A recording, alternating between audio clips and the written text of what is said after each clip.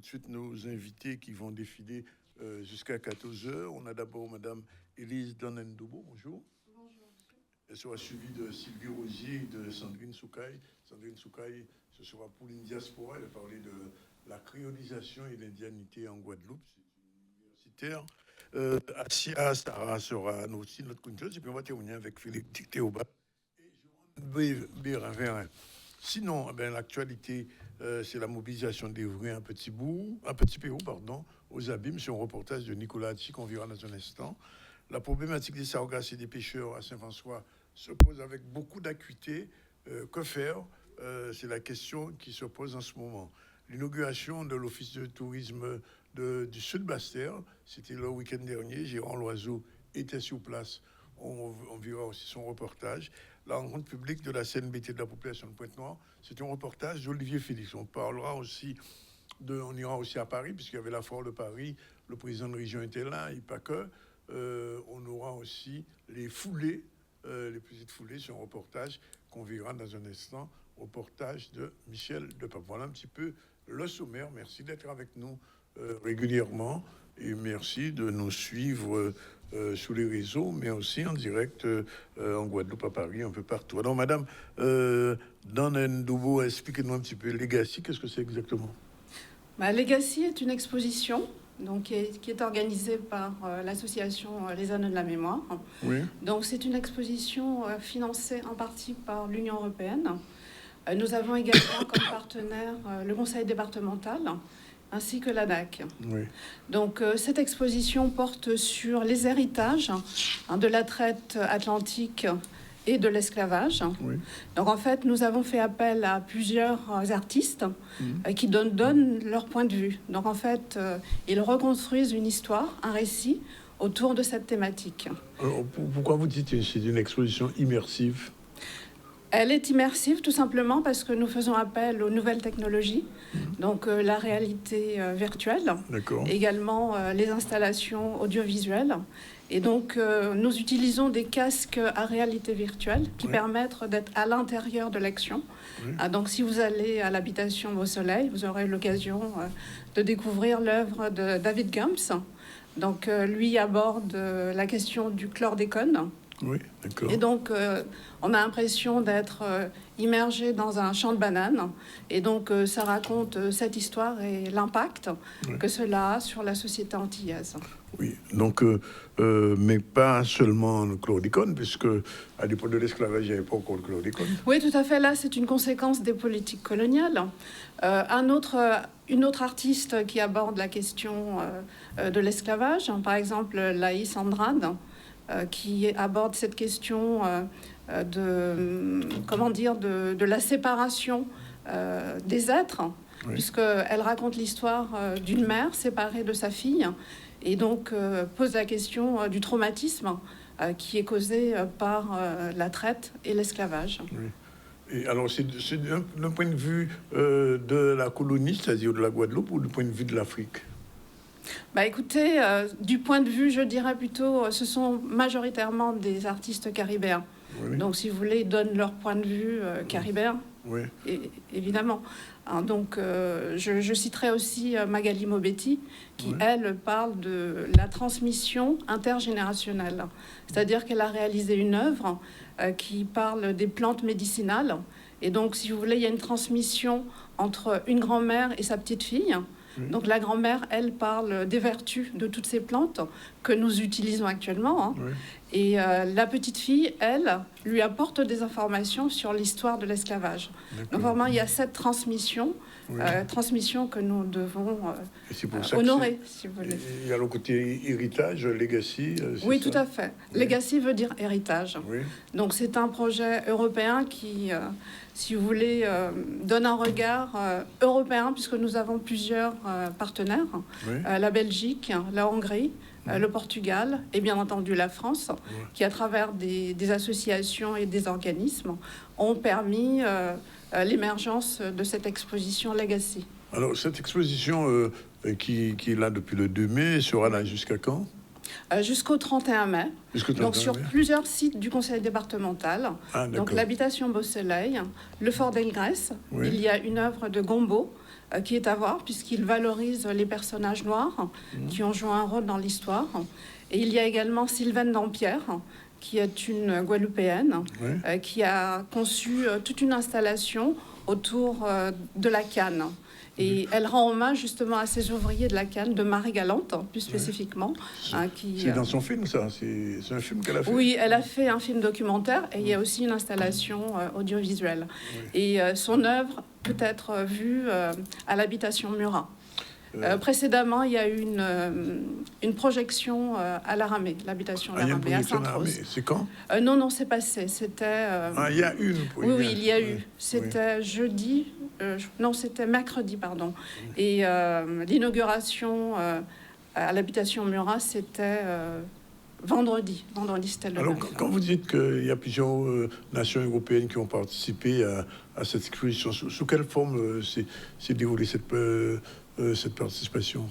Écoutez, comme les artistes caribéens, ils ont participé à des résidences d'artistes. Il y a eu 2 résidences en Hongrie et au Portugal. Et donc, c'était l'occasion pour les artistes de travailler ensemble.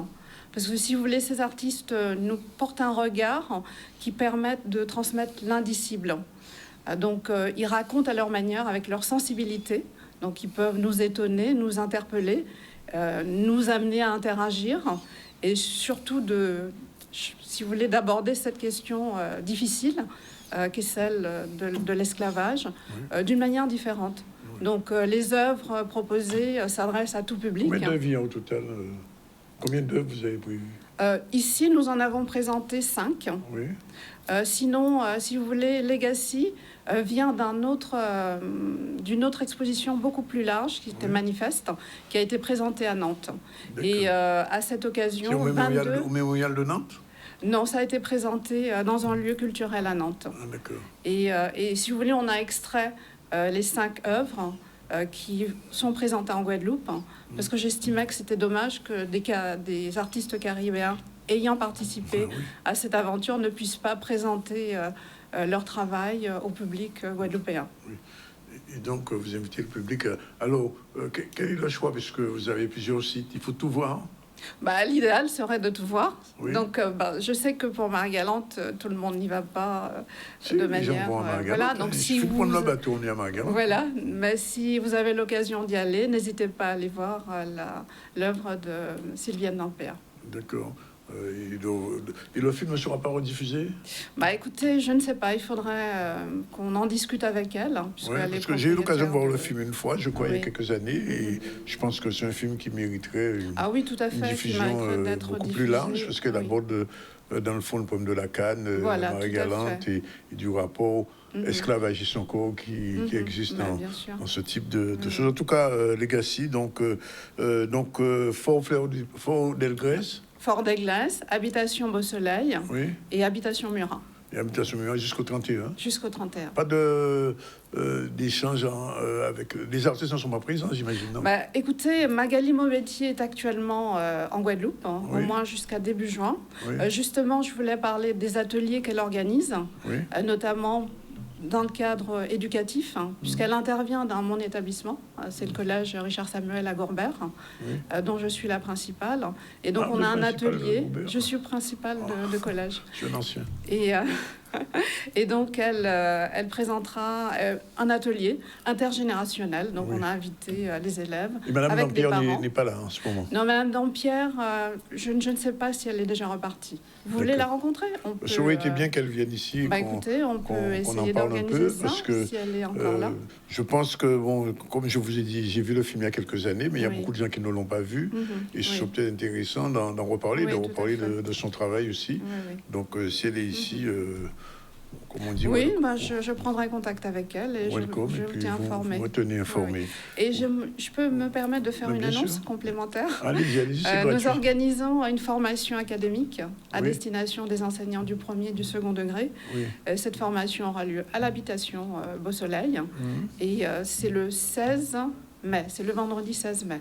D'accord. Voilà. Mais qui organise ça? C'est l'académie? C'est l'académie. Donc, Oui. j'ai travaillé avec 2 inspecteurs autour de cette formation qui est dédiée à l'art et à la mémoire de l'esclavage. Alors, justement, je profite pour vous dire ça parce que j'ai eu quelques retours disant que au niveau de l'éducation, il n'y a pas suffisamment de faits sur cette période et même sur les périodes antérieures, sur les Kalinago, etc., etc. Est-ce que c'est en train d'évoluer un peu? Oui, ça a évolué énormément depuis la loi Taubira du 10 mai 2001. Oui. Donc là, il y a eu un coup d'accélérateur et je connais beaucoup de collègues qui travaillent autour de cette thématique. Moi-même, lorsque j'étais enseignante, j'ai mené énormément de projets. Prof d'histoire, vous avez été prof d'histoire? Non, j'étais professeur d'anglais. Mais je travaillais en civilisation américaine et civilisation britannique. Oui. Donc j'ai eu l'occasion de travailler avec des collègues d'histoire. Et donc en fait, ce sont les projets interdisciplinaires qui, si vous voulez, créent une dynamique qui permettent de transmettre cette histoire à nos enfants. Bon, ben c'est tant mieux, c'est rassurant. En tout cas, merci madame. Je vous remercie, monsieur. Mansavène Dobo d'être venue dire tout ça. Je rappelle donc le rendez-vous pour Legacy, Fort Delgrès, aussi à Sainte-Rose et à Beau-Soleil. Fort Delgrès, Beau-Soleil et Murat. Et Murat. Voilà. 12h46, on revient à l'actualité. Mobilisation des riverains, Petit Pérou, Abîme. C'est un reportage couvert par Nicolas Hatchi. On regarde. Ça fait plusieurs années. Nous avons une coupure d'eau vers 17h jusqu'au lendemain matin, vers 8h, 9h, tous les jours. Et des fois, 2 jours de suite, depuis des années. Nous sommes en plus en plein travaux de réhabilitation. Donc, quand ils viennent faire les travaux, on a de la poussière, du béton, de l'humidité. Et tous les jours, quand ils partent, il faut nettoyer les maisons. Et ça fait 2 ans que nous sommes en travaux de réhabilitation. Aujourd'hui, on a décidé tous ensemble de dire stop. Enfin, nous sommes un certain nombre de locataires qui représentent toute la résidence pour pouvoir dire stop et pour pouvoir, pour demander des solutions, puisque c'est... Pour nous, ça devient un manque de respect. C'est humiliant de ne pas avoir d'eau. On ne peut pas laver les WC, on ne peut pas faire la vaisselle, on ne peut pas prendre une douche correctement. Donc, voilà. On veut savoir pourquoi et on veut surtout avoir de l'eau tous les jours au robinet. On a des enfants de 4 ans, on a des personnes âgées qui vivent à la quête d'une goutte d'eau. On est tout le temps à l'affût d'une goutte d'eau au robinet et ça, c'est pas normal. En réalité, on a le sentiment d'être des moins que rien. Parce qu'on a déjà interpellé le service technique de la mairie, le maire des Abîmes, SICOA, notre bailleur. On n'arrête pas, on n'est pas entendu. Donc aujourd'hui, on a décidé de dire arrêtez, regardez-nous, nous sommes là, nous sommes des êtres humains, nous sommes dans la merde en fait. On ne peut pas tirer les WC, la chasse d'eau. Il y a des enfants, des personnes âgées, des gens malades. Et quel que soit, on paye un loyer. Bon, on a décidé de ne pas payer l'eau, déjà, pour commencer. Et il faut venir nous mettre là. Ça veut dire quoi? On est dans quoi? On est où? Eh bien, comme on est invisible, aujourd'hui, on est visible. On continue à explorer un petit peu les problématiques de l'actualité en ce début de semaine. Je rappelle, on ne va pas revenir sur l'accident, mais en Martinique, il y a eu un triple meurtre, ce qui montre encore que la violence est vraiment très importante en Martinique, mais aussi en Guadeloupe. Mais autre problématique, c'est celle des sargasses. En Marie-Galante, c'est un véritable problème, mais pas seulement, à Saint-François aussi, puisque d'après ce que dit la météo, il y a encore des vagues de sargasses qui vont encore déferler sous nos rivages. Reportage Michel Depape, c'est parti. Aujourd'hui, nous avons un gros souci, une filière qu'on n'en parle pas du tout. C'est la filière pêche qui est le plus impactée par la sargasse. Et jusqu'à maintenant, on a un silence total de notre comité de pêche qui n'en parle pas. Et on se retrouve à aujourd'hui qu'on a des poissons, des jumelines de poissons qui sont en train de mourir. Et on veut nous mettre des restrictions sur la pêche. Et on se rend compte que ce n'est pas les pêcheurs qui détruisent, c'est l'assainissement, la sargasse. Et il y a un silence total de notre comité et de nos élus guadeloupéens. Nous alertons depuis quelque temps déjà toutes les autorités sur ce problème des sargasses, de l'assainissement et de la pollution. Et c'est vraiment une bombe environnementale que nous avons devant nous. C'est quand même désolant de voir ça aujourd'hui, des poissons qui meurent, des langoustes qui meurent également du fait qu'aucun responsable ne prend le taureau par les cornes et ne fait le nécessaire pour pouvoir réguler tout ce problème-là. Là, nous, à la mer, à 2 journées, soit la pêche, on peut dire qu'avant de sortir par là, il faut lever le moteur 3-4 fois pour tirer, pour ne pas boucher qu'il a sa beauté là. Les sargasses, l'inconvénient au niveau du tourisme, c'est déjà toutes les plages de Guadeloupe, en majorité, sont bloquées, salies. Et puis les clients même se plaignent de ça, du fait qu'ils viennent en Guadeloupe pour profiter des belles plages que nous avons aux Antilles, surtout en Guadeloupe. Et quasiment toutes les plages où ils vont, c'est rempli de sargasses, il n'y a pas moyen de profiter. La chance que nous avons pour l'instant à Petite Terre ou certaines zones, ça va. Mais hier à la Désirade, c'était un enfer. Je ne peux pas parler de ça. Parce que je peux parler des restaurateurs. Certes, les restaurateurs, le tourisme, d'accord. Mais la pêche, c'est le premier qui est dans le milieu là, ces pêcheurs-là. Et nous oublions, mais c'est un secteur qui est en difficulté. Et nous, nos restitutions, quand nous oublions de mettre nous au niveau de la pêche, mais nous, quand nous regardons, tout paquet de juménine là, c'est également. Parce qu'on toujours dit, elle à pêcher là, c'est l'assainissement et sargasse. Et nous avons la preuve, poisson comme on peut, là, quand on est comprendre, langouste comme on peut, là, quand on est comprendre, nous pouvons dire pêcher qu'à détruire. Mais à faire mon savent qu'en voyant courrier, je de la part mail pour le comité de pêche là, pour moi, de une réunion d'urgence. À pas ni politique nous avons fait là, nous avons défendre métier là. À pas politique nous avons fait. Et les élus guadeloupéens, il y a un message. À tous les coups, il faut venir ciser avec nous pour dire nous, quand ils fait l'achat d'assainissement là. Parce que si nous avons galéré là, c'est faute à eux aussi. Visiblement, ça se complique avec ces sargasses pour les pêcheurs et pas seulement. Parce que je vous l'ai dit à Marie-Galante, à Capesterre, la situation est compliquée. Il y a une petite aide de l'État, mais qui est vraiment insuffisante. Et les questions se posent de savoir comment endiguer ce flot. On va faire un petit tour rapidement à Paris, puisque pendant qu'il y a des sargasses ici, eh bien, le président de région, lui, était à la foire de Paris. Reportage Maurice Cessé. Au première news, nous nous trouvons actuellement sur le pavillon de la Guadeloupe pour cette 121e édition de la Foire de Paris avec Marie-Charles, le président de la région Guadeloupe, qui vient de visiter les différents stands. Alors, vos premières impressions? Eh bien, c'est une belle satisfaction de voir aujourd'hui plus de 40 stands. Hein. Le travail en équipe que nous faisons région et Chambre des métiers de l'artisanat. Nous avons reçu ce matin la ministre de l'artisanat avec qui nous avons discuté. Nous avons parlé un peu des charges sociales fiscales, comment elle entend accompagner les artisans de la Guadeloupe, les petites entreprises, avec le président Vainqueur et M. Lasserre. Et elle nous a promis de venir faire une visite et d'essayer de travailler ensemble en Guadeloupe. Donc on espère, on attend. Mais ce qui est important pour nous, c'est permettre à nos artisans de pouvoir exposer à la Foire de Paris. On se rend compte, tous ceux que nous avons visités ce matin, ils sont très contents, vraiment contents. Non? Il y a des exposants, c'est leur première venue à la Foire de Paris, qui découvrent la Foire de Paris. D'autres qui nous disent qu'effectivement, qu'ils ont amené des choses à vendre, ils ont presque fini. Hein. Il reste encore 3 ou 4 jours. Donc voilà, c'est une belle réussite. Et cette année, la Ville des Abîmes participe avec nous. Le Mémorial Lacté là, le CTIG, Cap Excellence, voilà. Nous sommes vraiment très contents, très satisfaits du partenariat.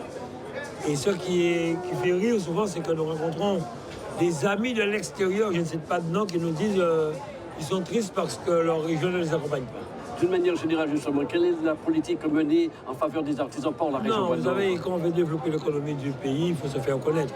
Nous avons beaucoup d'agrotransformateurs qui sont là, des jeunes qui innovent, qui ont permis de découvrir certaines choses, qui ont créé autre chose, que ce soit pour les cheveux, pour la peau, pour la fatigue, pour la santé, avec nos plantes, avec nos arbres en Guadeloupe. Donc c'est une belle fierté pour nous, et surtout que tous ces jeunes sont accompagnés par la région. Alors aujourd'hui, quand vous entendez le directeur de l'INSEE dire que le chômage a encore baissé, nous sommes à 16, 25 ou 50, c'est parce qu'il y a un travail qui se fait pour accompagner nos jeunes qui innovent, nos jeunes créateurs, nos jeunes qui créent leur entreprise. Et c'est une belle réussite pour nous dans le cadre de notre développement économique. La région met les moyens économiquement, mais surtout touristiquement, pour pouvoir permettre à ce qu'il y ait de l'innovation. Et quand je disais le nouveau modèle économique, eh bien c'est un peu cela. Voilà, il est 12h55, on prend la première pause. On se retrouve tout à l'heure pour la diffusion du talk show avec Diaspora, avec Sandrine Soukaï, et aussi avec Sylvie Rosier qui va nous parler de l'innovation par la remise en question. À tout de suite.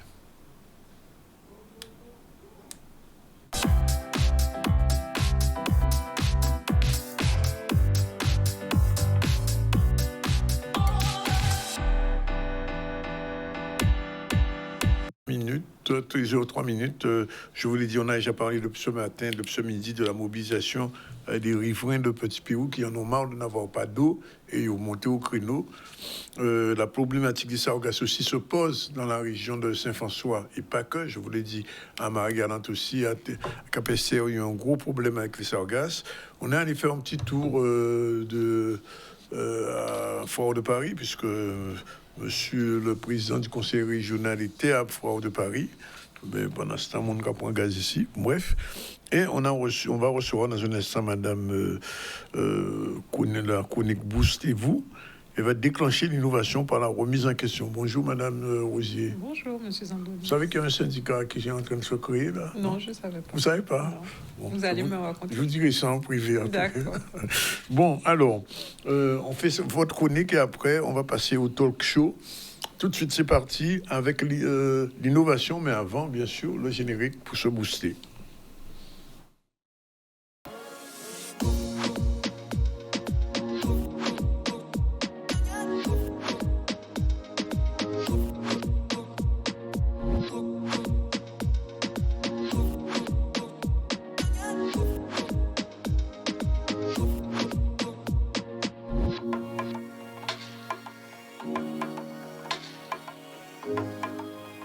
Toujours dans le but d'améliorer les relations entre les salariés et leur patron, mais surtout faire mieux fonctionner l'entreprise. Il s'agit cette semaine, de déclencher l'innovation par la remise en question. Remise en question des salariés ou des patrons? Tout le monde. De tout le monde? Ah bon, d'accord. Bon. De tout le monde. De tout le monde. En Alors, fait, la semaine dernière, j'ai parlé d'innovation et j'ai donné des pistes d'outils à utiliser et tout. Et j'ai reçu pas mal de questions sur les réseaux. Et donc, je me suis dit, bon, on va approfondir la thématique. Oui. La thématique, parce que ça a interpellé, surtout pour les petites ou moyennes structures. Ils se sont demandé, mais est-ce qu'eux aussi ils peuvent faire preuve d'innovation? Parce que c'est vrai que, comme j'ai dit au début de la chronique la semaine dernière, on a l'impression que l'innovation, c'est dédié qu'à des secteurs bien précis, à des secteurs d'activité ou à des grosses entreprises. Et non, en fait, l'innovation, on peut... C'est partout. On peut innover dans le ciel. Ben oui. Ah bon? On pourrait. Bon, on viendra vous voir. Hein. On va faire... Mais ce sera en juillet. Eh ben, pourquoi pas? Comme ça, on va préparer la nouvelle saison, voilà, la rentrée de septembre. Ça nous fera du bien d'innover un petit peu. Pourquoi Alors, donc, est-ce que c'est, d'une manière générale, difficile pour innover? Il faut sortir de ses habitudes. Mais c'est ça, en fait, parce que c'est pas... j'ai tendance à dire aux entreprises que j'accompagne, c'est pas parce que ça fonctionne qu'on peut pas faire mieux. Donc, on a tendance à toujours rester dans ses habitudes, à faire... assez souvent, j'entends, mais on a toujours fait comme ça. Oui. Malheureusement, on a toujours fait comme ça. Mais peut-être qu'on pourrait faire mieux. Peut-être mieux que encore? Pourquoi pas? D'accord. Pourquoi pas? Parce que faut pas penser que c'est parce que ça fonctionne qu'on peut pas faire mieux et qu'on peut pas trouver d'autres façons de faire même peut-être plus vite. Alors, si on peut imaginer un ZCL encore mieux que celui-là, il faudrait qu'on aille le faire dans chaque commune, peut-être. Aller le faire en France. À l'extérieur. Bon, on va imaginer, on le fait. On verra. On a déjà fait quand même une fois au conseil départemental, mais on va faire. Alors, donc, c'est pas parce que ça fonctionne bien que ça ne peut pas être amélioré. C'est ça l'idée. C'est ça l'idée. Alors, comment se challenger de manière constructive dans une équipe? C'est ça le problème. En fait, c'est de créer une culture du questionnement positif. Et donc, 3 méthodes que j'aime bien, que je recommande. Il y a toujours des méthodes. Il y a toujours des méthodes. Oui, j'aime bien le chiffre 3. Donc, non, j'ai remarqué. Mais ça fait un petit livre, tout ça. Hein. Pourquoi pas? Il me semble. C'est quelque chose à réfléchir également. Oui, monsieur. Il faut innover, là. Oui. Alors, première méthode, c'est une rétrospective inversée. Donc, on demande à l'équipe, si on devait partir de 0, qu'est-ce qu'on referait? Est-ce qu'on referait les choses de la même façon? Et là, à partir de cette question, on peut voir les petits écueils qu'on a eus et qu'on pourrait améliorer. Et c'est à partir de cette rétrospective. Oui, mais si ça a été très négatif depuis le début. Du coup, qu'est-ce qu'on ne referait pas du tout? Et là, on a la deuxième méthode qui est très intéressante, c'est le stop, start et continue. Stop, oui, d'accord. Et donc, quand on pose tout ce qu'on fait, lorsqu'on voit ce qui ne fonctionne pas, du coup, on se demande qu'est-ce qu'on devrait arrêter, qu'est-ce qu'on devrait continuer et qu'est-ce qu'on devrait améliorer. Et là, à partir de ces questions-là, on travaille à l'amélioration de ce qu'on fait ou à arrêter ce qui ne fonctionne pas. OK. Et la troisième méthode, le changement de lunettes ou le changement de posture. Ah ben. Ah, bon, je vais changer de lunettes. Bon, Tu changes de lunettes déjà très régulièrement. Oui. Donc, je suis dans l'innovation. C'est dans l'innovation. Ah, bon, voilà. Donc, le changement de lunettes, c'est se mettre à la place d'un, on va dire, un personnage, comme on se met à la place d'un client, à la place d'un nouveau collaborateur ou un investisseur, et on se demande comment lui verrait nos pratiques, qu'est-ce qu'il trouverait d'absurde, d'inutile ou de génial dans ce qu'on fait. Et à partir de ce regard-là, différent, on peut après travailler, encore une fois, à améliorer ce qu'on fait déjà. Alors, je vais tout de suite, les gens qui nous regardent là, vous êtes seuls maintenant, sur le Facebook ou en direct, dites-nous qu'est-ce qu'on pourrait encore améliorer pour être encore mieux que mieux. Voilà. Ça. On attend les réponses sur le Facebook. Sur le Facebook, oui. OK. Et donc, c'est vraiment des exercices qui sont sympas à faire. Donc, toujours donner ce temps d'innovation à l'équipe. Donc, choisir 30 minutes par semaine, le lundi, le vendredi. On faut choisir le créneau qui vous... pas trop. Non, puisque du coup, il faut quand même laisser mûrir les idées, laisser fuser les idées et après les travailler ensemble. Donc, 30 minutes, c'est pas trop et des fois, ça peut déborder un peu. Mais donner ce temps à l'innovation avec l'équipe où on se pose ces questions, on travaille ensemble à améliorer. Je dis toujours travailler ensemble parce que c'est important que tous les acteurs de l'équipe... Il faut rencontrer la personne quand même. Les acteurs de l'équipe, vous travaillez ensemble. Dans une entreprise, on est censé être ensemble. Oui, bien sûr. Au moins une fois par jour. Une fois par combien? Le moment d'innovation, une fois par semaine, ça serait très bien. Ça serait bien. Alors, j'ai noté ensemble. Oui, ensemble, parce que en fonction du poste que chaque collaborateur occupe, il a un regard différent de l'entreprise, des clients et tout ça. Donc, du coup, ça permet de ramener des idées différentes, des regards différents. Et là, on peut approfondir à partir du point de vue de chaque personne. Et on avance mieux comme ça. Et ça ramène encore une fois mon mot préféré, une meilleure collaboration et cohésion d'équipe. Oui. Alors, chaque fois qu'on ose sortir du cadre, on ouvre la porte à de nouvelles opportunités. Nouvelles opportunités. C'est ça. Bon. Alors, il faut sortir du cadre résolument. Oui. Oui. Bon, d'accord. On va sortir du cadre. Bon, l'innovation, alors vous avez bien compris, pour innover, il faut d'abord faire un retour en arrière. C'est ce qu'on a une rétrospective. Une rétrospective. Faire un stop-arrêt, continuer. Un stop, start and continue. Oui. Et en fonction de prendre la bonne décision. On choisit, et aussi changer de lunettes. Changer de lunettes. On change de lunettes. On et se met à la travailler ensemble, prendre le temps qu'il faut. Tout à fait. Bon, on va tout rassembler, toutes ces petites informations. On va les rassembler quelque part. Non? Oui. Et ça fera quoi? Ah, le fameux livre dont tu viens de parler. Oui. Pourquoi pas? Bon. Ce sera une belle innovation. En tout cas, merci Sylvie. Un dernier mot peut-être? On se retrouve lundi. Moi, j'ai hâte de voir les commentaires, donc du coup, j'irai voir sur le Facebook si effectivement il y en a qui nous ont proposé des changer les choses. On va voir si on peut innover le ZCL. Si on peut innover le ZCL, je l'ai déjà innové en te faisant venir. En faisant Iman venir et d'autres personnes venir, Tanoasia viendra. Bon, il y a beaucoup de choses qui innovent. Il y a des collaborateurs, des alternants qui nous aident aussi, qui sont là, qui font des petits reportages. Ça, parce que la communication sur les réseaux et tout. Oui, la communication par réseau. L'équipe des alternants, ils font le job. On communique beaucoup et on fait même des réels. Oui, j'ai vu. Oui. Ah, tu as vu? Bon, c'est dire qu'il y a de l'innovation et on va continuer.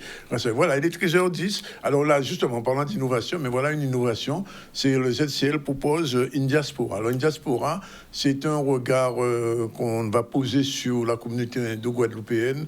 Vous savez que la Guadeloupe, depuis 1854, il y a des Indiens qui sont arrivés, qui vivent ici, qui sont avec nous, qui se sentent guadeloupéens et qui sont guadeloupéens. Mais de temps en temps, il faut s'interroger un petit peu sur cet apport à la culture guadeloupéenne et à la réalité. Et c'est ainsi que j'ai rencontré Mme Soukaï, on va dire ça tout à l'heure. Elle est une doctorante en anglophone, mais pas seulement. Et avec elle, on a fait 3 émissions et c'est la première qu'on vous présente, Indiaspora No. 1. C'est parti.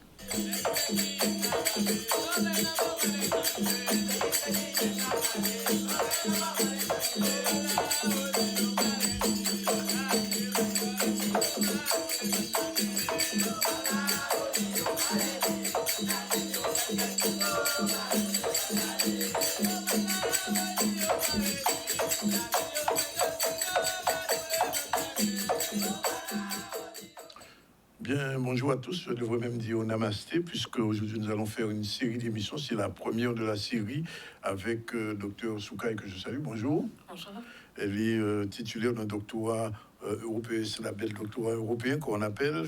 Elle a fait des études à l'université Paris-Sorbonne. Elle est agrégée d'anglais. Elle est actuellement maîtresse de conférence en études anglophones à l'université Gustave Eiffel et membre du laboratoire LISA, littérature savoir et membre associé du CRILAS. Elle a été, bien sûr, elle a fait une série de conférences à l'université de Saint-Claude il y a quelques semaines. Et c'est justement à ce propos que j'ai eu l'occasion de rencontrer Madame Soukaï et lui demander d'intervenir sur une série d'émissions qu'on va intituler pour la circonstance In Diaspora.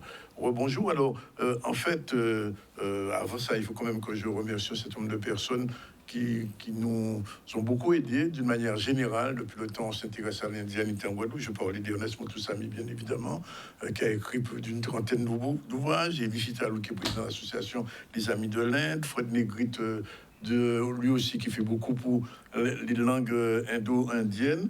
Et bien sûr, Pascal Nanou, responsable de l'université Roger Thompson à Saint-Claude, et bien sûr, tous nos amis indo-guadeloupéens. Alors, Sandrine, merci d'être avec nous. Et avec vous, on va essayer de faire un petit parcours sur l'indianité en Guadeloupe, mais pas que, puisqu'on va dépasser le cadre de la Guadeloupe. Et on va commencer sur un sujet que vous connaissez bien, l'engagisme.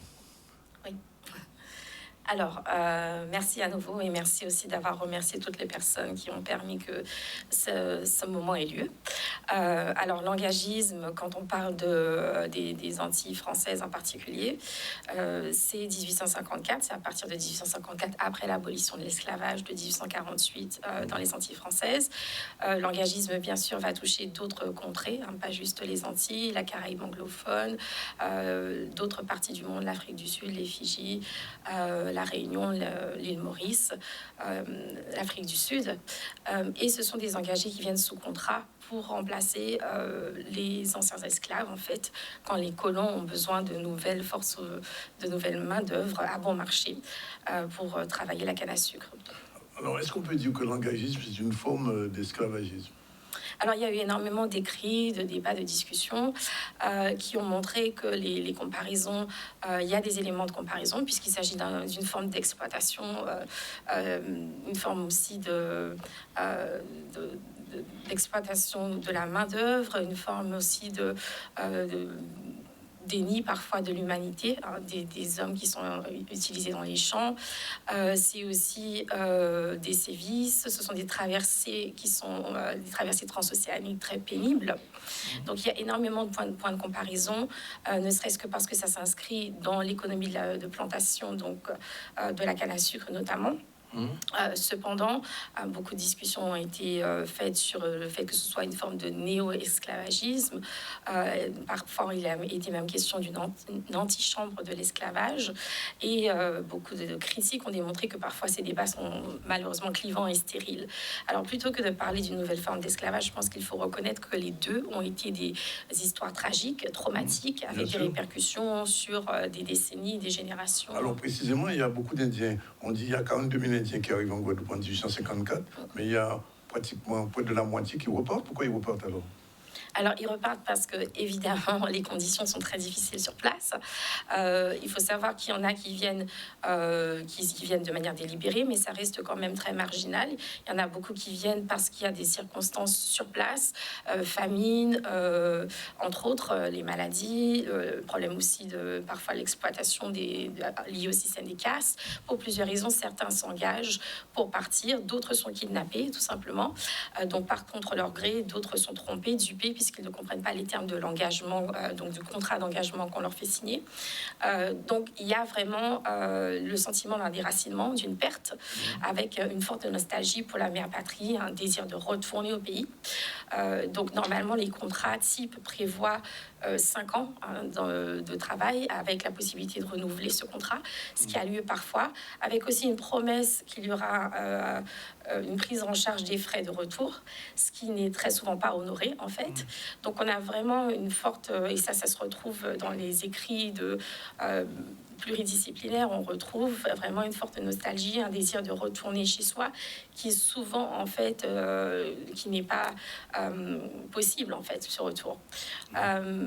Donc, oui, on estime qu'il y a à peu près 9000 personnes qui retournent depuis la Guadeloupe, un chiffre à peu près équivalent aussi pour la Martinique. Ils venaient de quelle région particulièrement ?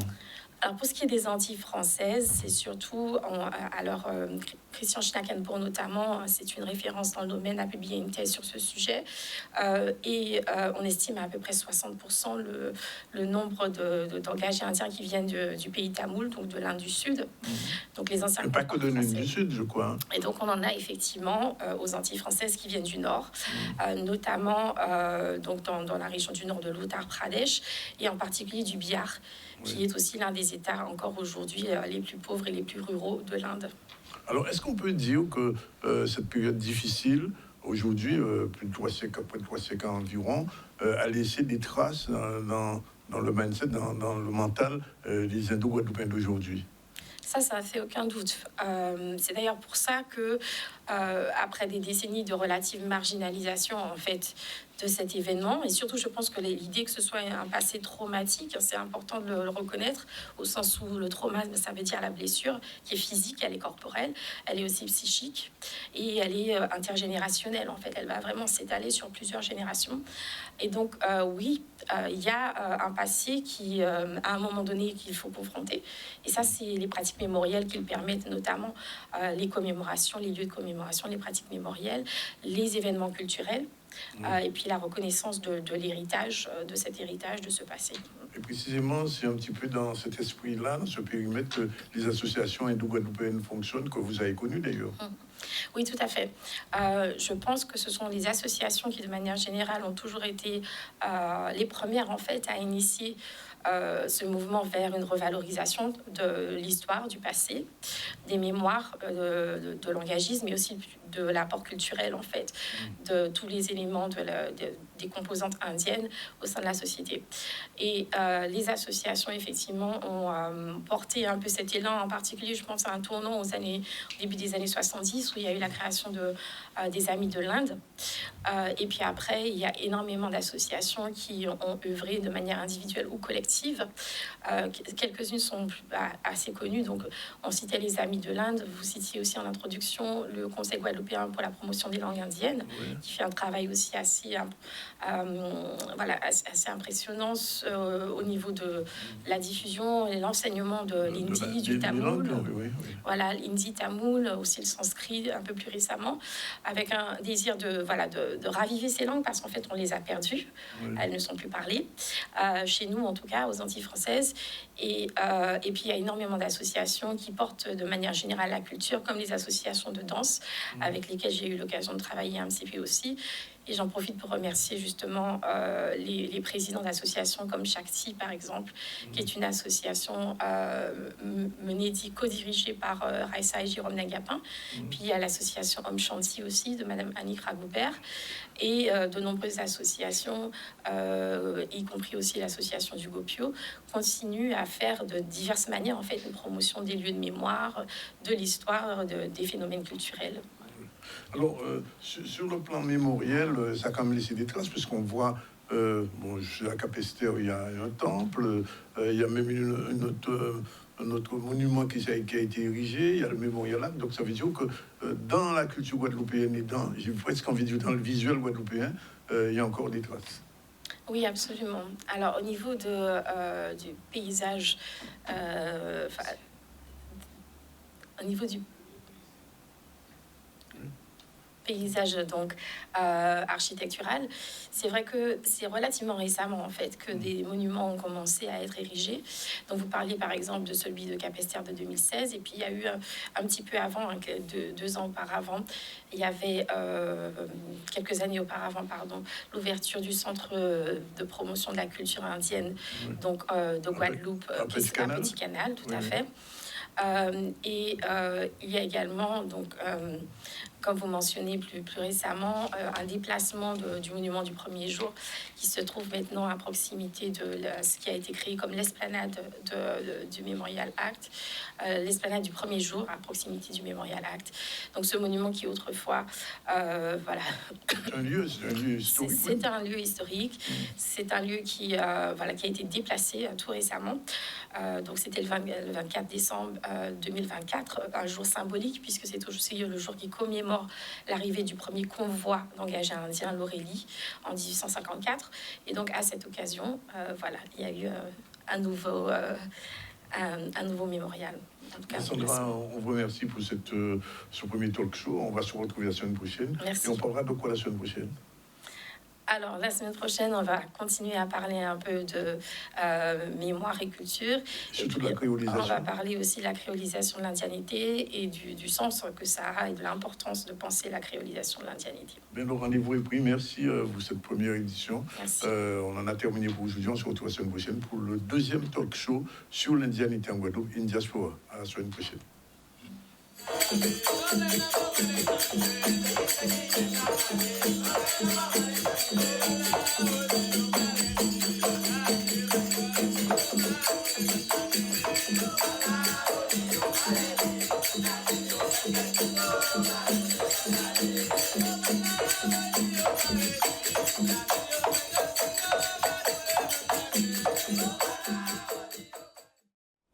Je vous l'ai dit, on se retrouve lundi prochain pour une Diaspora Number 2. C'est une émission spéciale du ZCL. Ben justement, on parlait d'innovation. Voilà une petite innovation. Et il y en aura d'autres. Alors, parlant d'inauguration, pas d'innovation, mais cette fois-ci d'inauguration, c'était à Basse-Terre ce week-end, vendredi exactement. Le Grand Sud Caraïbe, la collectivité de la région Sud-Basse-Terre, organisait l'inauguration de l'OTI, l'Office du tourisme de cette région. Et c'était avec notre ami Gérard Loiseau. On regarde ce reportage, il y avait beaucoup de choses, beaucoup de gens, mais on n'a pas pu tout prendre. Mais on vous a donné quand même l'essentiel. Regardez ça.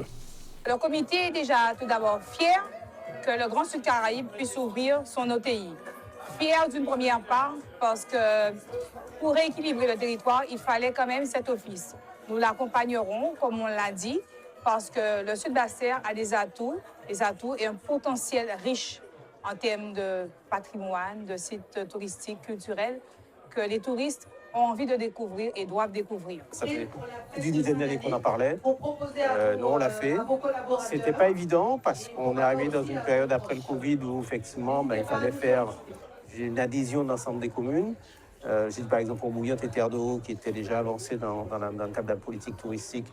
Ce sont des sacrifices, parce que comme j'ai dit, c'est 300 000 € de recettes que la ville ne perçoit plus. Terre de Haut, c'est pas loin de 200 dans ces eaux-là, donc c'est des sacrifices à faire, mais c'était important de le faire parce qu'il fallait créer une structure pour permettre aux acteurs du territoire de pouvoir se retrouver, pour qu'on soit un petit peu, j'allais dire, le fer de lance de la politique touristique, de manière à ce que ces acteurs du territoire puissent se développer par rapport aux potentialités de notre territoire. Parce que voilà, je veux dire, l'Office du tourisme n'a pas vocation à révolutionner, je veux dire, le potentiel du Grand Sud Caraïbe. On le connaît tous, celles et ceux qui sont ici des territoires savent ce qu'on peut faire sur ce territoire. Sauf que bon, il fallait une entité pour qu'on puisse coordonner tout ça et pour qu'à l'échelle de 11 communes, c'est pas 2 ou 3, à l'échelle de 11 communes, on arrive à tirer vers le haut l'ensemble de ces communes-là sans rentrer dans une compétition, mais plutôt en s'inscrivant dans une complémentarité. La présidente l'a dit tout à l'heure, c'est-à-dire que, voilà, dans le Grand Sud Caraïbe, en partant de Bouillante jusqu'à Capestin, en passant par Terre de Haut, pouvoir faire des choses qu'on ne retrouve pas dans les 9 autres communes. Animer le territoire, valoriser le territoire, puisque l'un de nos points faibles, je dirais, dans le Grand Sud Caraïbe, c'est qu'il se passe beaucoup de choses, mais nous avons une déficience de communication. Donc nous allons aller à la rencontre des acteurs, valoriser ce qu'ils font, permettre à certains de se structurer en leur apportant de l'aide. Je pense à tout ce qui est offre d'hébergement. Et puis dans le Sud-Basse-Terre, il y a plein d'événements. Donc c'est de catalyser. J'ai dit dans mon discours, j'appelle à l'unisson, à ce que nous marchions ensemble dans l'intérêt du Grand Sud Caraïbe, parce qu'il faut que chaque acteur se mette ensemble pour qu'on ait cette complémentarité qui fera la force du Grand Sud Caraïbe. Basse-Terre a une âme. Et c'est un type de tourisme qui est amené à beaucoup se développer. De plus en plus, il y a cette envie du touriste de faire ce qu'on appelle le tourisme écologique, un tourisme responsable, un tourisme citoyen. Et les 11 communes du Sud-Basse-Terre font qu'il y a de quoi s'occuper lorsqu'un touriste arrive. Et notre rêve à nous, c'est que les gens viennent en Guadeloupe, mais viennent en Sud-Basse-Terre, passer une dizaine de jours et découvrir toutes les beautés qu'il y a en Sud-Basse-Terre. C'est très varié. Il y a la rivière, il y a la mer, voilà, c'est une richesse extraordinaire. C'était donc l'inauguration de l'Office du tourisme du Sud-Bastère. C'est un grand pas qui a été fait pour cet Office du tourisme et pour la ville de Bastère et pour le Sud, parce qu'il faut rappeler quand même que la communauté d'agglomération du Sud-Bastère, c'est 11 communes. Le vieux habitant Bouillante, enfin Saint-Claude, Goubert, je ne vais pas toutes les citer, Bastère, et bien sûr, le tourisme devrait se développer dans cette région et permettre à des Guadeloupéens, que ce soit dans le commerce, que ce soit dans les activités tertiaires, de pouvoir gagner leur vie. En tout cas, c'est ça que nous avons souhaité. Et nous avons dit bonne chance. Voilà, il est 13h26, dernière pause, et on se retrouve tout à l'heure avec Assia, et plus tard Frédéric Théobald et Joanne Vérin. Tout à l'heure.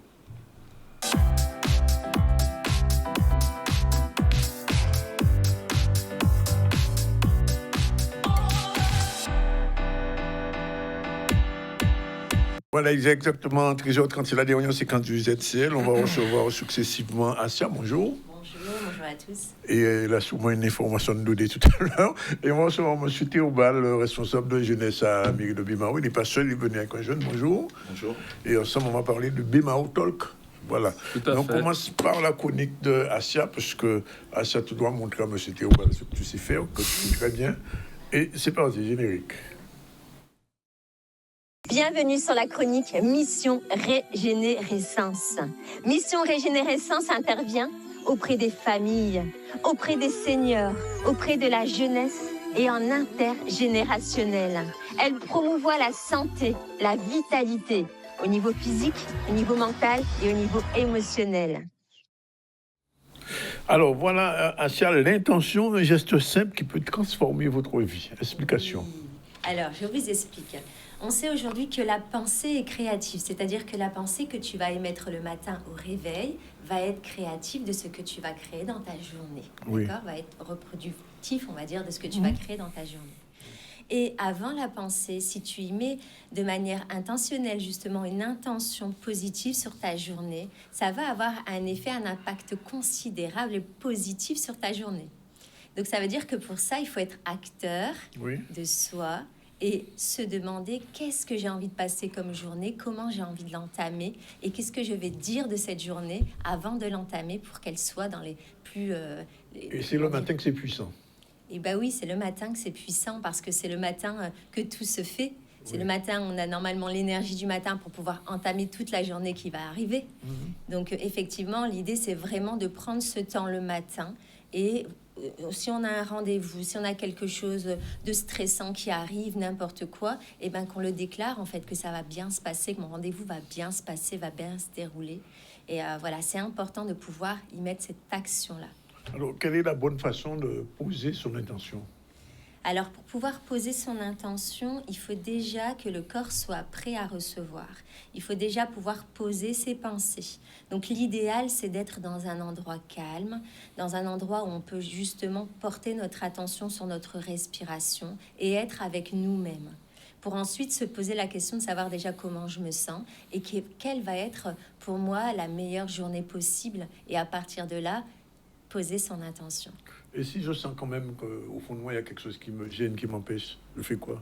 Très souvent, c'est ce qui se passe. Oui. Souvent, au matin, on a des pensées parasites et qui vont faire que elles peuvent en fait prendre le dessus sur notre journée. Elles peuvent nous contrôler d'une certaine manière. Et c'est souvent le cas pour des personnes qui ont des blocages émotionnels, qui ont vécu des traumas, qui sont source de stress au quotidien. Ils ont du mal en fait à prendre conscience qu'ils peuvent poser une intention et déposer ses pensées. Donc là, il faut déjà prendre conscience de ça. Et à partir de là, il y a effectivement plusieurs solutions qui s'offrent à soi. Quelle solution, par exemple ? Alors, la première solution que je peux proposer, on va faire la minute sophro tout à l'heure, c'est de pouvoir porter notre attention sur notre respiration. On n'a pas idée à quel point la respiration est vraiment un médicament. c'est-à-dire qu'elle nous aide à relâcher la pression, elle nous aide même des fois à guérir de nos maux MAUX en relâchant et en respirant. Si par exemple on n'a pas l'habitude de faire ça, alors chez Régénérescence, on y fait des ateliers de gestion des émotions, de libération émotionnelle. On fait justement, il y a l'atelier de samedi, qui est l'atelier du pardon radical, qui est en fait une opportunité de déposer les poids du passé, déposer les boulets que nous avons au pied et qui nous empêchent en fait d'être pleinement dans notre moment présent, qui nous empêchent d'être clairvoyants dans notre vie et qui est source de stress. Tu sais, très souvent, il y a des personnes qui vivent des relations encore et encore et qu'on peut quelque part appeler ça toxique et ils savent pas pourquoi ils les attirent dans leur vie. Et il y a des choses qui ont été déposées là déjà depuis très tôt qui font que ils font ce choix-là. Et cet atelier va être vraiment l'opportunité de déposer ses poids et de retrouver cette paix, ce calme intérieur. Alors, tu as parlé du pardon radical. Qu'est-ce que c'est exactement? Alors, le pardon radical, c'est prendre conscience que nous pouvons pardonner, déposer complètement la rancœur, toutes les émotions qui sont derrière tout ça, face à une personne, face à une situation, face à soi-même, bien entendu. Et pour autant, ça ne veut pas dire qu'on minimise ce qui s'est passé. Mais l'idée, c'est de pouvoir s'en débarrasser une fois pour toutes pour retrouver la paix, retrouver la sérénité et avoir cette clairvoyance dans nos actions de tous les jours. D'accord, c'est bon à savoir ça. Et une fois qu'on s'est libéré de cette émotion négative, qu'est-ce qui se passe? Alors, une fois qu'on a pu effectivement procéder à cette libération profonde, comme par exemple durant les ateliers, durant les accompagnements de libération émotionnelle, là, on peut commencer à être dans une idée de manifestation, d'intention. Et tu vois, il y a cette clarté mentale qui est là, beaucoup plus présente au réveil, et on devient acteur et même protagoniste de notre réalité, de notre journée, de notre vie. On sent cette sérénité d'esprit qui va nous permettre en fait de réellement nous sentir acteurs de notre vie et non pas subir, tu vois, être dans un état d'automatisme au quotidien, être dans un état de survie et d'anxiété où on est comme quelque part dans une tempête quotidienne, on ne sait pas où donner de la tête et on subit nos événements, on subit notre vie quelque part. Et l'idée, c'est vraiment de pouvoir retrouver ça, retrouver et être acteur de sa vie. Parce qu'on peut être acteur de sa vie, être acteur de nos pensées. Et c'est comme chaque semaine, c'est le moment de la minute de sophrologie. Oui. Alors la minute de sophrologie, elle va être simple. La première chose, c'est vous poser, prendre ce temps-là pour vous poser juste pendant quelques secondes. L'idée, c'est d'écroiser les jambes et tranquillement de fermer vos yeux. Ici, je vais vous inviter à inspirer en écartant les bras, ça donne ça. J'écarte les bras et lorsque je dépose les mains sur le cœur, je souffle. En y mettant l'intention de relâcher la pression des émotions au niveau du cœur, parce que les émotions se logent très souvent au niveau du cœur, au niveau des poumons. Je recommence, je le fais 3 fois. J'inspire et je souffle. Et je mets cette intention de relâchement. Quand je fais ça, je sens même les épaules qui se détendent, les épaules qui se relâchent. Oui. L'idée, c'est de pouvoir le faire 3 fois. Lorsque je l'ai fait 3 fois, je vais le refaire, mais avec une intention différente. L'intention va être la suivante, d'y amener du calme à l'intérieur de soi. Donc, j'inspire en écartant les bras et je souffle. Avec cette intention de remettre un état de calme intérieur. Voilà. Et ça fonctionne. Et ça fonctionne, le corps ressent les bienfaits. Le corps dit au cerveau que tout va bien. Du coup, ça nous fait relâcher la pression. Et tout de suite, on se sent mieux. Donc faites-le dans un premier temps, faites-le, je vous invite à le faire tous les matins au réveil pour pouvoir porter votre intention. Et sinon, si vous sentez que c'est difficile, si vous sentez qu'il y a des blocages émotionnels, eh ben je vous attends. Je vous attends samedi 25. C'est le 25, oui, c'est samedi 25 là qui arrive, de 14h à 18h pour l'atelier du pardon radical. Ça va être vraiment un atelier immersif qui va vous permettre de libérer ça. Et pour ceux qui en veulent plus, il y a notre atelier. Il en veut plus. Oui. Alors, il y a notre atelier qui arrive juste derrière, qui est compatible avec ou pas, qui est celui-ci, ça va être porté sur le fait de manifester ce que l'on désire au plus profond de soi, attirer notre abondance. C'est une formule simple qui est prouvée scientifiquement, hein. C'est vraiment de la physique quantique et c'est très très simple à déposer, à poser là. Donc ça, ce sera dimanche de 9h à 13h au centre Régénérescence. Pour ceux qui sont intéressés, le numéro est le suivant, 06 90 28 57 18. Merci, voilà. Assia. Merci, Assia. Avec plaisir. Et à la semaine prochaine. Voilà, 13h40. C'était au balai convaincu? Ah, mais plus que convaincu, parce que Assia dégage de la sérénité. On sent qu'elle maîtrise absolument son métier. Et puis c'est important. Elle s'y connaît, je peux confirmer que... Après, je sais pas si je suis quelqu'un qui a besoin de calme. Il y a l'autre il y a tellement de stress, tellement de pression. J'ai fait une formation en management du sport. Ça m'a permis de me canaliser. J'ai pris des cours de théâtre. Mais dans mes fonctions, il faut de temps en temps aussi un peu de... Voilà, parce qu'on me secoue, je gagne le calme. Il y a beaucoup de pression. Il y a beaucoup de pression. Oui, et je pense que ça, c'est important, c'est l'adrénaline. Oui. Mais je pense que c'est important, surtout pour tout individu, hein, pour apprendre à gérer son stress. Les sportifs aussi ont du mal à gérer. Ce qu'elle fait là, je le fais quelquefois à la maison, ça marche. Hein. Je te dis rien, mais je l'ai fait. Hein. J'ai fait. Parce qu'on a besoin quelquefois, surtout dans un genre de métier comme le mien, où tu as beaucoup de pression de partout, tout le temps, etc. Mais on a besoin de... Dans la maîtrise de soi. De maîtrise de soi, d'être calme et posé, pouvoir prendre de bonnes décisions. C'est important. C'est important. Merci, Assia. Avec à plaisir. bientôt. Alors, on va parler de Bemao Talk. C'est un concours d'éloquence. Alors, pour cela, on a Frédéric Théobald qui est responsable de l'élu à la jeunesse à la mairie. Voilà. Il est venu avec Joanne Vérin qui est au service jeunesse. Alors, expliquez-nous un peu ce que ça va être, ce Bemao Talk. Bonjour à tous. Donc, déjà, le Bemao Talk, c'est un concours d'éloquence qu'on met en place depuis la saison, l'année dernière, pour les jeunes âgés entre 15 et 20 ans. Donc, ça leur permet aussi de se préparer pour les oraux, parce que nous sommes en pleine période d'examen. Et ils seront coachés par 2 personnes pour que ça aille au mieux. On va les apprendre à écrire, à se tenir sur scène, à se déplacer et à extérioriser aussi leur dire. D'accord. Mais c'est sous la forme de concours, qu'est-ce que c'est exactement? Voilà, c'est sous forme de concours. Ils viendront sur des thèmes imposés et ainsi l'expression libre où eux, ils devront choisir le thème qu'ils souhaitent développer. Alors, je pose la question à Frédéric. Dans votre jeunesse, Frédéric, il n'y avait pas encore ça?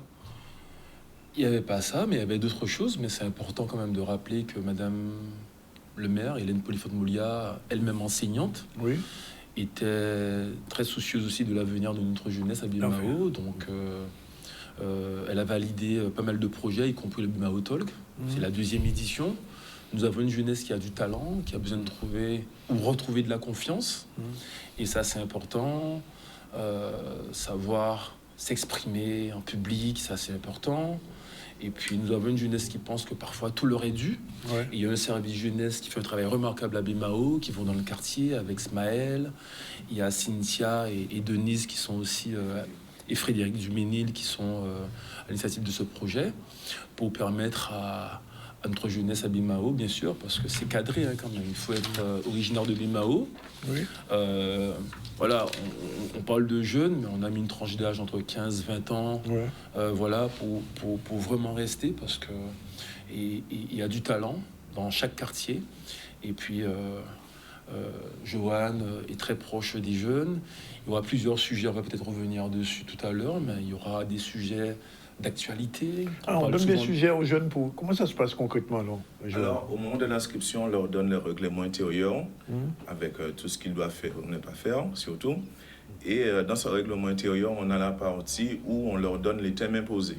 Ah, il y a des thèmes, il y a des thématiques, Donc, on a quand même le thème qui parle à tout le monde en ce moment, où il y a beaucoup de bruit, beaucoup de feu, beaucoup de larmes afficheurs. On a également un thème sur le harcèlement, qui est très en vogue en ce moment. L'utilisation des réseaux sociaux. Ils doivent également débattre sur la communication au sein de la famille, parce qu'on se rend compte maintenant, c'est très difficile entre mère et enfant, papa-enfant, bien voilà. Et un truc qui revient et je trouve un peu, voilà, donc c'est la discrimination capillaire. Pourquoi manger des locks et je ne peux pas avoir un emploi et l'autre a les cheveux coupés, lui il a droit et j'ai peut-être plus d'expérience. Voilà. Crâne rasé, locks. Donc voilà, est-ce que les cheveux font la personne? J'en doute. Donc c'est à eux de développer sur ces thèmes-là. Et après, ils choisiront un thème. Mais c'est eux qui choisissent le thème ou bien ils sont imposés? Comment ça se passe? Donc les thèmes que je viens d'énumérer sont sur la liste et c'est eux qui choisissent celui qui leur parle le plus. Voilà. Et après, eux, de leur côté, ils ont un autre thème qu'ils vont traiter d'eux-mêmes.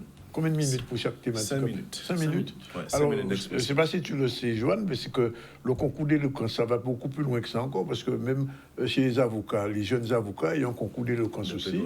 Et je connais une avocate bien connue qui est première adjointe d'une mairie pas loin d'ici, qui avait gagné un concours d'éloquence en tant que jeune avocat. Oui. C'est Saya, c'est ça? Asia, pardon. Oui. Asia, mais quand elle s'exprime, c'est d'une douceur. Ah non, mais c'est... Parce que, en fait, quand je faisais mon master, on a pris des cours de théâtre. En fait, il fallait éviter de dire des pour faire perdre l'attention à nos auditeurs. Et ça, c'est important pour se faire comprendre. Et ça, c'est un métier. Ça s'apprend. Et c'est pour ça que nous travaillons avec le service jeunesse pour inciter les jeunes vraiment à prendre confiance en eux. Voilà, parce qu'à l'école, c'est important. Tout à fait. C'est d'où l'importance de ce projet, car l'an dernier, nous l'avons réalisé.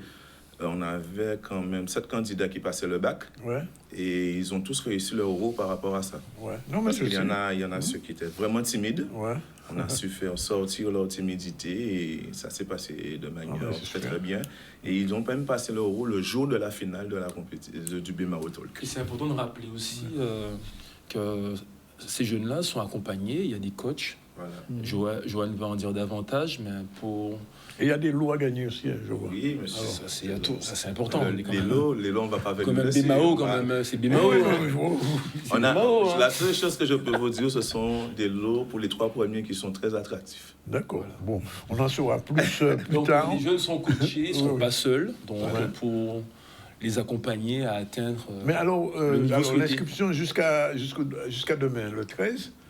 Mardi 13. Mais alors, le vrai concours, comment ça se passe concrètement? Ils ont des répétitions. Oui, mais après, le jour même du concours, c'est en live, c'est en direct, c'est sur Facebook? Si vous me lancez la pierre, je veux bien la saisir au rebond. Si Canadis veut bien venir nous faire le truc en direct. Il y a une date? Oui, c'est le 25 juin, au Centre culturel Gérard Loquel. D'accord. Les répétitions le 17 mai, en fait. C'est noté. Voilà, les répétitions à partir du 17 mai, ce sera... en fonction des disponibilités des enfants, soit le mercredi, soit le samedi matin. Mercredi après-midi ou samedi matin. Ils ont intérêt à prendre la méthode de Asia, avant de faire leur talk, d'être apaisés. Je peux me porter disponible. Non, mais ça fonctionne, mais je sais bien. Je me souviens la première fois que j'ai fait une émission de télévision, je venais de finir mes études. Quand j'ai quitté le lieu, j'étais mouillé de bas en haut. Tellement que j'avais transpiré, tellement j'avais de stress. C'est la première fois que je passais à la télévision, je me souviens. C'était pas évident. Donc, BMAO Talk, alors, concours d'élégance, vous avez compris, les jeunes de BMAO. Inscrivez-vous rapidement. C'est à la mairie que ça se passe? Non, l'inscription. C'est au service jeunesse. Au service jeunesse? Voilà. Directement, oui. Voilà, ils viennent directement à notre service. Nous sommes situés au rez-de-chaussée de la maison de la parentalité. Oui. Donc, voilà. Après, c'est ouvert aux jeunes qui habitent BMAO, qui soient scolarisés ou pas, et des jeunes qui sont scolarisés mais qui n'habitent pas sur le territoire, ils peuvent y participer. Bon, alors, si tu es un jeune de BMAO, mais qui est en France en ce moment? Il arrive, il fait ses répétitions, il participe. Bon, ok. C'est dit. Non, mais je pose la question parce que quelquefois, ce genre de choses, j'ai des questions. Après, on dit, mais nous, on n'est pas sur place, qu'est-ce qu'on peut faire? Bon, c'est noté. BMAO Talk, concours d'éloquence, inscris-toi jusqu'à demain. Et le résultat, le 26 juin. On pourra voir ça peut-être en direct, on verra. C'est quoi le 26 juin? Non, le 25 juin. C'est un mercredi soir. 25 juin, je note ça. Donc on fait ça en milieu de semaine, c'est pour que vous puissiez en parler toute la fin de semaine, pendant le week-end. Ah oui, ça qui est bon. Ok. Merci, M. Théobald. Qu'on reverra bientôt avec plaisir, dans quelques semaines. Pourquoi pas, on a déjà pris rendez-vous. Oui, nous déjà pris rendez-vous, pas de problème. Asia, mais le contact est pris. Oui, le contact est pris avec plaisir. Et nous, on se retrouve très bientôt. Voilà, 13h49. J'essaierai d'y être le 25 mai. Oui. À Mornalo. À Mornalo? Ouais, voilà. Je pense que c'est intéressant. Voilà, tu as gagné un client. C'est intéressant, c'est intéressant. 13h49, on revient à l'actu. Rencontre publique à la CNBT avec la population de Pointe-Noire. Sur un reportage de Louis Félix. C'est parti.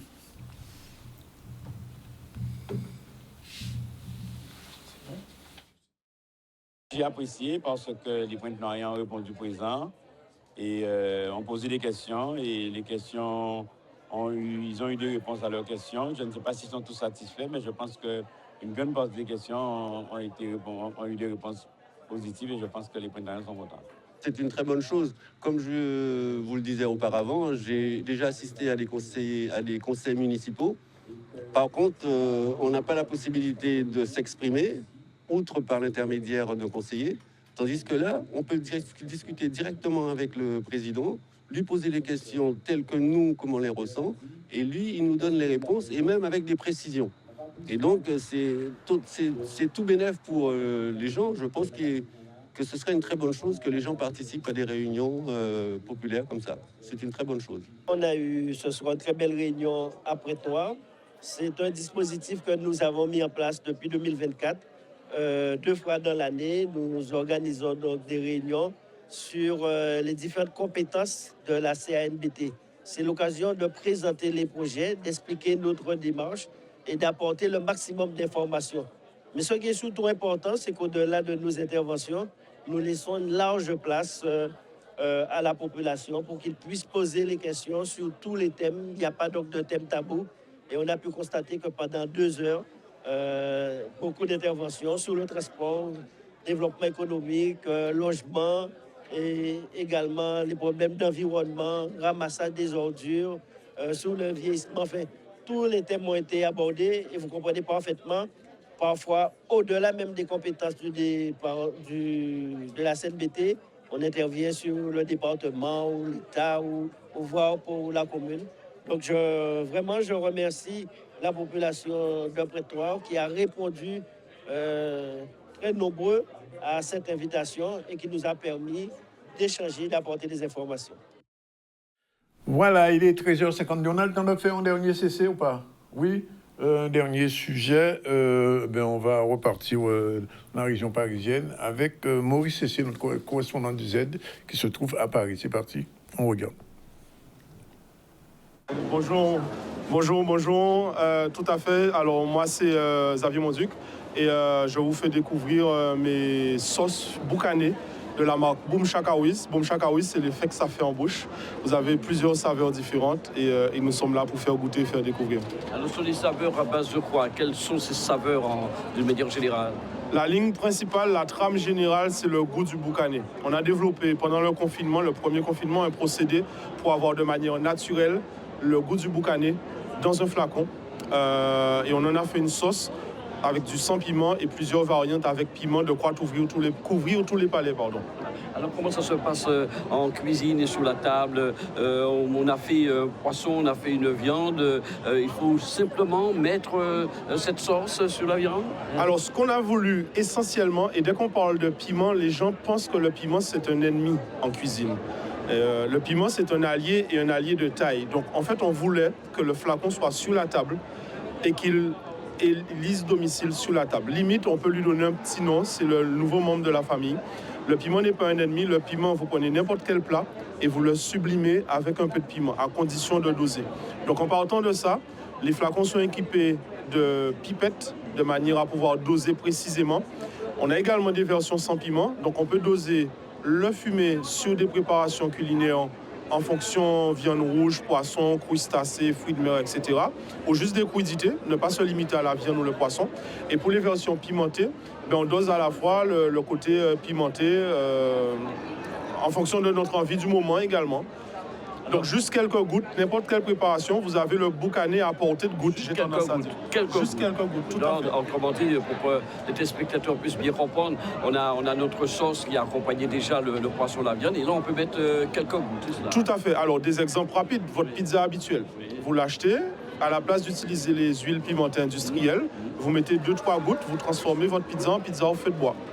Vous prenez un œuf pour rester sur quelque chose de très simple. Vous faites un œuf au plat le matin, vous mettez 2 gouttes. Vous avez les saveurs d'un œuf bacon fumé, par exemple. ne pas se limiter à ça. Ça peut être aussi un petit velouté de légumes, poireaux, pommes de terre, giromont. Vous mettez 2 gouttes dedans avec un petit jus de citron à la fin, comme les anciens faisaient, les amants, les appâts. Eh bien, vous avez des saveurs comme si vous aviez mis du lard boucané dedans. Voilà, c'est déjà la fin du ZCL d'aujourd'hui. Il est 13h55. Je vous rappelle qu'en début du Z, on a reçu Élise Nandobo, qui est la principale du collège de Gourbert. Elle nous a parlé de cette manifestation qui se déroule dans 3 lieux.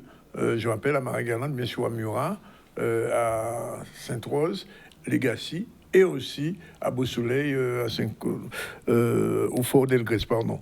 On a reçu aussi Sylvie Rosier, notre chroniqueuse du lundi, pour déclencher l'innovation par la remise en question. Et bien justement, pour remettre en question, innover. On a innové aujourd'hui au Z, puisque on a proposé le numéro 1 de Indiaspora. Indiaspora, c'est une série qu'on fait avec Sandrine Soukaï. C'est une doctorante et qui fait beaucoup de recherches sur le post-colonial et sur l'indianité. Et on a vu aujourd'hui la première séquence créolisation et indianité. Ensuite, nous avons reçu Asia pour sa chronique habituelle du lundi. Et là, elle nous a donné un moment de bien respirer. L'intention, un geste simple peut transformer votre vie. Comment apaiser les relations humaines. Si vous avez été fâché avec quelqu'un il y a longtemps, la personne vous a fait du mal, vous faites le pardon. Et puis après, en respirant progressivement, on retrouve une relation normale. Bemao Talk, concours d'éloquence jusqu'au 13 mai. Frédéric Théobald, élu à la jeunesse, et Joanne Vérin sont venus expliquer aux jeunes Bémaotiens qui habitent Bémao ou qui sont Bémaotiens, mais même s'ils n'habitent pas Bémao, qui peuvent s'inscrire jusqu'à demain et participer à ce concours. Il paraît qu'il y aura des lots intéressants à gagner pour les 3 premiers. Et ce concours d'éloquence permettra à un jeune entre 15 et 20 ans de pouvoir parler en public, c'est normal, peut-être même devenir journaliste, venir ici présenter le ZCL avec nous, pas bien ça. Et puis nous sommes allés à Paris avec, bien sûr, la Fort de Paris, on a vu le président de région, et tout ça, grâce à notre ami Maurice Essy. Sur l'actualité, c'est la manifestation des riverains de Petit Pérou aux abîmes qui en ont marre de ne pas avoir d'eau.